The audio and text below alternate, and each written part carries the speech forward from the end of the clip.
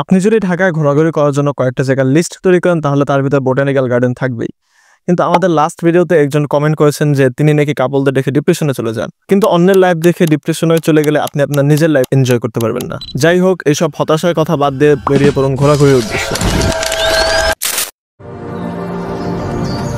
Botanical গার্ডেনের location হলো মিরপুর 2। এখানে আসতে এক একজনের এক এক রকম খরচ হতে পারে। আমাদের বাসা মিরপুরের কাছেই হয়, আমাদের এখানে আসতে টোটাল কস্ট পড়ে 140 টাকা। গার্ডেনে ঢোকার জন্য আপনাকে এখানে 30 টাকা এন্ট্রি ফি দিতে হবে এবং আনফরচুনেটলি এখানে স্টুডেন্টের জন্য কোনো বিশেষ সুবিধা নেই।